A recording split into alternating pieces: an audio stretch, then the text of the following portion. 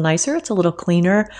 But today we're doing editing, and it's just easier on my iMac in my office. So here we are. Welcome. Last week, we talked about taking beautiful photos on a cloudy day. Because no matter how much we plan for the beautiful, bright, sunny, some days it's just overcast, right? So we talked about how do you make beautiful photos when the weather doesn't cooperate. Well, today is kind of part 2, all about editing your photos. And you know, I love editing. So let's talk more about that. You can't really learn how to edit without seeing editing happen. So we're going to do a quick overview, and then we're going to jump right into Lightroom because that's where I do my editing. Okay. So, like I said, we talked about how to create the photos last week. This week, let's talk about how to edit them.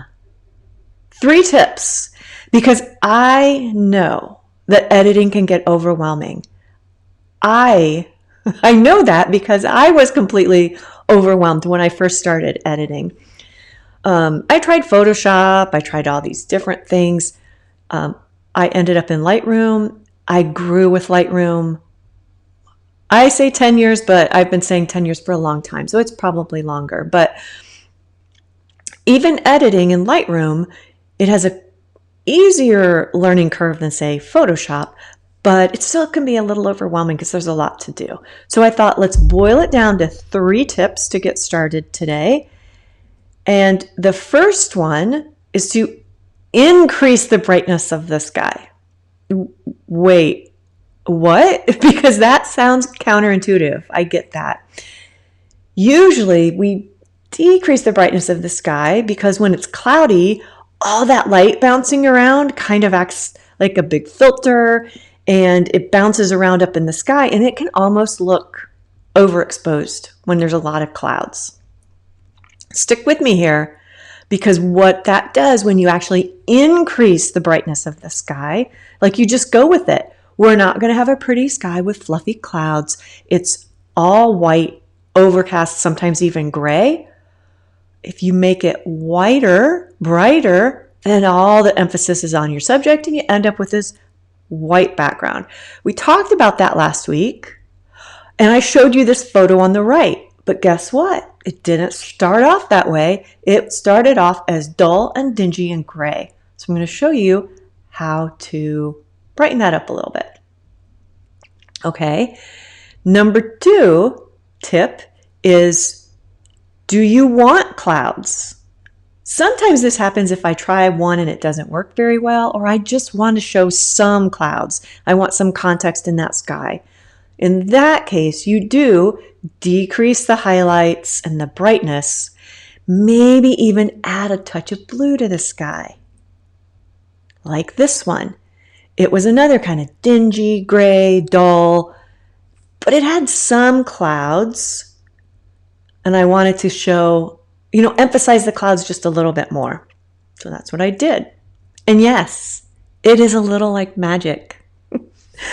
I think that Lightroom is magic. To me, it is. I don't know all the specifics, exactly what it does to pixels. I just like to think of it as magic because that's funner. All right. 3rd tip, brighten your subject so that it is more prominent, because sometimes, like here, when it's gray and dull, what you do is you expose so that you don't end up getting too bright of a sky. So when you're setting up your camera settings or thinking about taking this photo, honestly, even if you're in auto, your camera is kind of judging the whole scene. And in this scene, there's a lot of brightness because, like I said, that light gets trapped in the clouds. So it's not leaking down onto your chateau or castle here in the front. It's all stuck up in the sky and bouncing around in the clouds. So what that does is it makes a really, really bright and distracting sky. So you tend to underexpose a little bit so that you don't get too bright of a sky, or it would just take over the whole photo. But by underexposing a little bit to accommodate for the sky, what happens? Your subject, which I would say is the castle in the front, is a little dark. So we're going to pop out the front, the shadows a little bit to even it out. Magic? Yeah, it is magic. Okay, to Lightroom. I'm going to pop back over and make sure that you see what I see. Yeah, I'm nailing this technology, aren't I? Now that I said that, my husband believes in the jinx, the power of the jinx. Now that I said that, something will explode here. I apologize. Okay, let's look at some specific examples of how it gets there. Before and afters are lovely. I'm a fan, honestly, since I was a teenage girl and looked at magazines before and after makeovers. They're just fun, right? To see the before and after. But one of the challenges with editing is, okay, but how did you get there? Because it isn't magic. You don't just take a wand and go chink and it happens. All right. In this photo, this is in Tokyo, Japan. I would say it's ridiculously dull and cloudy. So bringing down the highlights is one option that we're going to talk about next. But in this one, we're going to bring up the highlights. And then I'm going to bring up the whites. And that is where we end up with that kind of bright sky. So in this photo, it works really well. Think about it though. When you bring up the whites, it's bringing up the background, but it's also bringing up whites in your subject. In this particular subject, it helps because you can see that the whites are kind of in that metal part around the top middle, around this section near the top. So the whites that get brighter on the subject, I think they're fine and it helps. Another option is to do it specifically on the background, but that is harder. So it's better if you can just crank up the whites and it helps the background and doesn't hurt the foreground. All right, so that's what we did. We made a white background. And now it's just all about that subject. It made the whole photo brighter. I always do some clarity.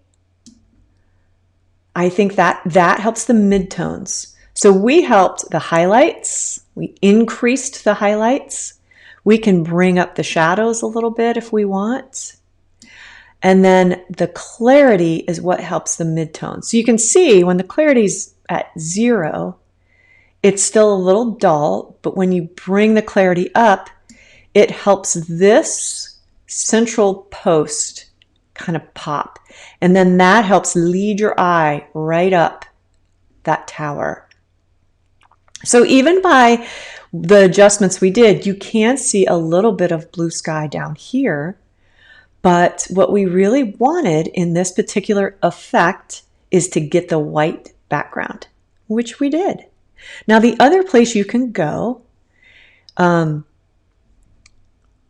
side note, if you tend to overwhelm easily like I do, and the more I talk, the more you think, I'm never going to remember this. First of all, it's recorded. And second of all, just start with the basic stuff. I show alternates. You can do this or that. Start with the this. Ignore the that. And then once you master the this, then go back and try the that. Okay, so now we're going to go to the alternate option. That's the tone curve. The first adjustments I did, basic panel. Now we're going to go to the tone curve. And you can grab the curve itself and move it. I like to grab the sliders. That's the way I think.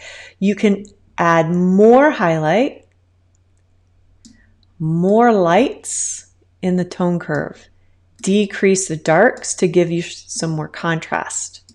So that just increases the effect that we're going for here. It's a very stark and bright effect, but it's just one option. Okay, now we're going to talk about tip number 2. Here is the before. First thing I have to do here, and it's not part of this tip, but I always have crooked photos. Always. That was an auto adjust. And sometimes it does perfectly, and sometimes it just doesn't quite do it. I'm not loving. Sometimes I just have to do it by eye. Okay. I'm going to let that go. Okay. This is in Paris. It's a fountain in Paris. I tried to get some layering here with the pillar, the fountain, the building in the background. I like the composition generally, but the sky is just a snoozer. So yes, I could go with leave the sky kind of white, even brighten it a bit more. That is one option. And it would be a fine option. But in this case, I wanted to see if I could get any sky. So I'm going to take the highlights all the way down. And what do you know? There is sky up there. Still gray. Still gray. But I'm going to bring the shadows. I'm going to actually just decrease the highlights. I'm going to give me some clarity. See if that helps any. And then I want more detail in the sky. So how am I going to get that? 2 options. So far, what we've been talking about are global sliders that change the whole image. We're going to grab one of these local slider or local adjustments, either the graduated filter, which is at the top panel here in the develop module. It's the rectangle, or the brush, the adjustment brush. I love the brush.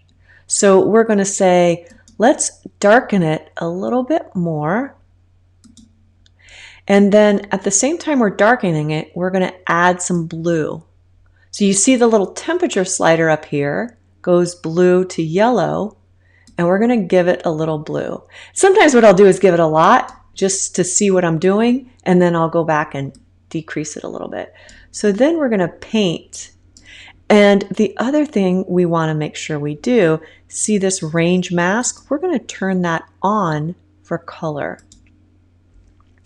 What that does is it helps us not overlap into the building too much. You don't want to go crazy because then you're going to end up with blue everywhere.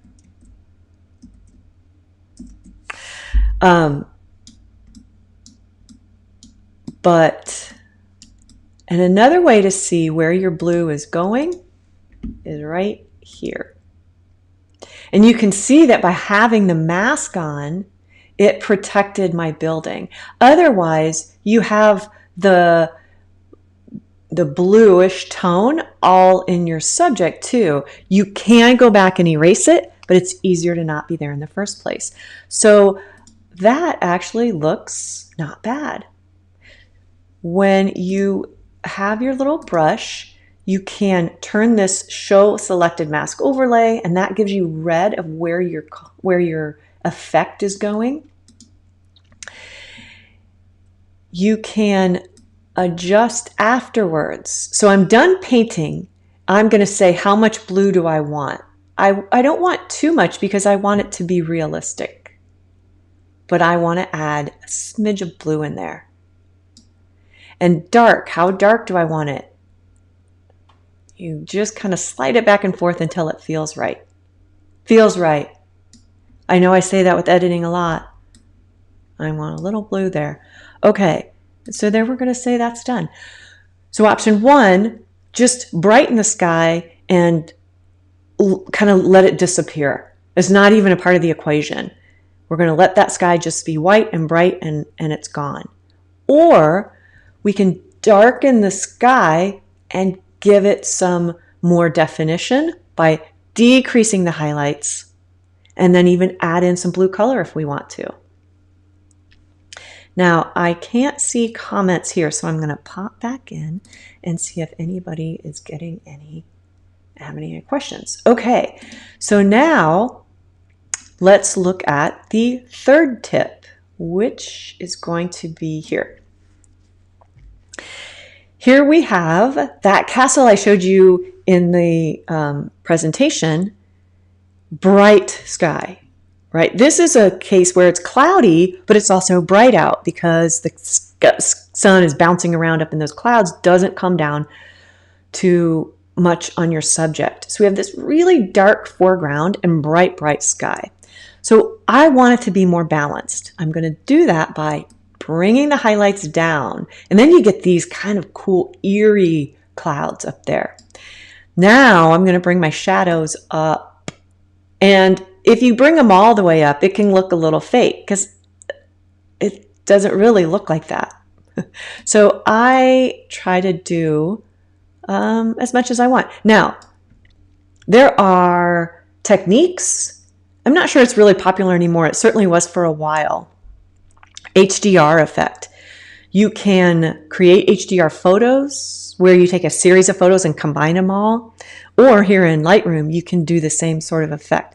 You bring the highlights all the way down, shadows all the way up, whites all the way down, blacks all the way up. So you kind of get this flat image and then you punch up the middle. They look very unnatural most of the time, but that was just part of the look, part of the effect. I guess what I'm saying is it's really up to you how you want it to look, what effect you want. I like a little more natural of a look, but that doesn't mean it's the right way.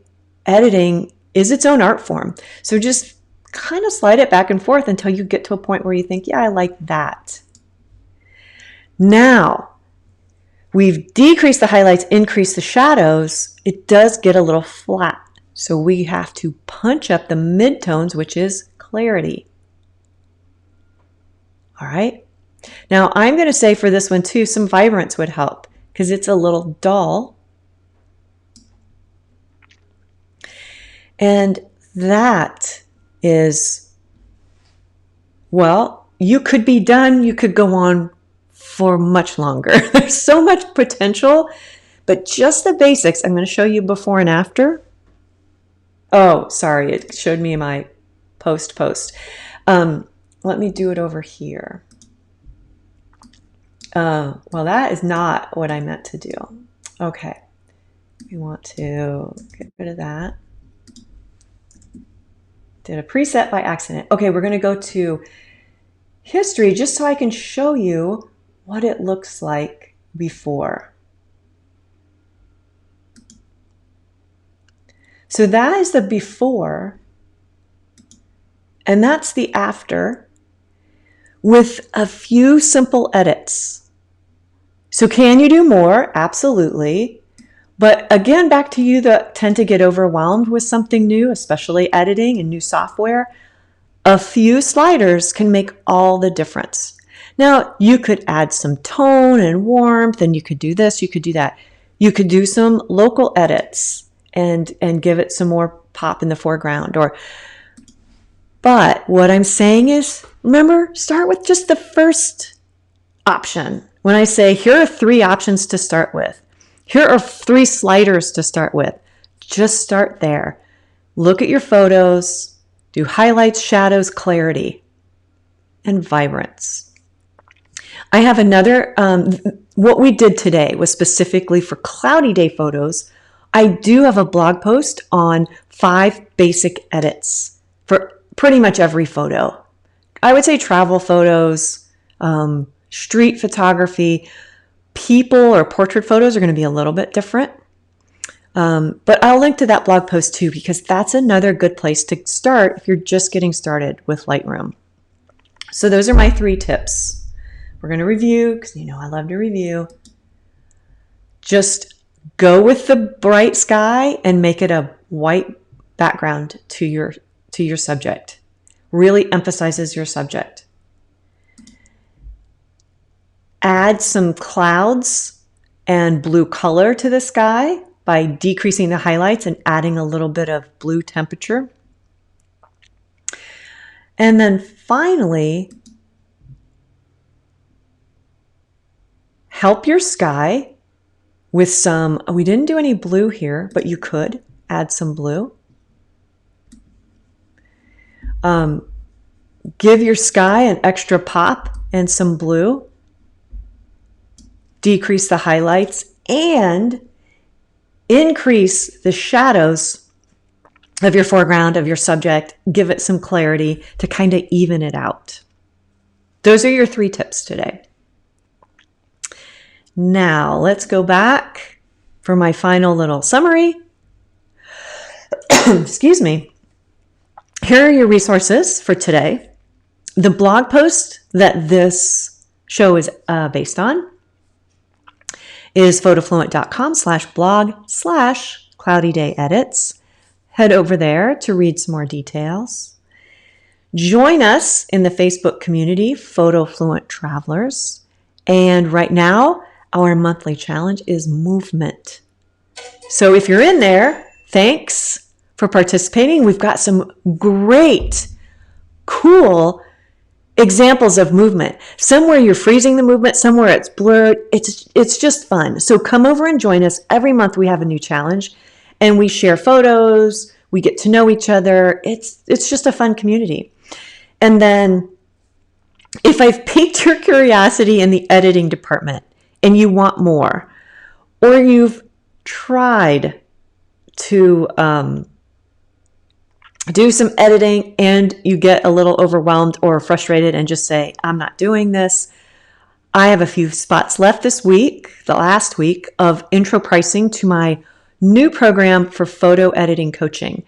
And what that looks like is it's you and me together on Zoom, sharing a screen and editing your photos. Because some of the feedback I got from folks is they'd say, I don't even know where to start. I don't know exactly what's wrong with it. So we're going to walk through your photos and I help you figure out what is exactly wrong with this photo. Like, how could it look better?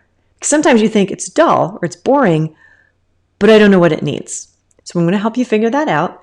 And then I'm going to show you quick tips and adjustments in Lightroom that you can then take back and do with all of your photos. So I'll put the link in there for that as well. That's a wrap. And I'm so glad you joined today. I hope this was valuable. And I will see you very soon.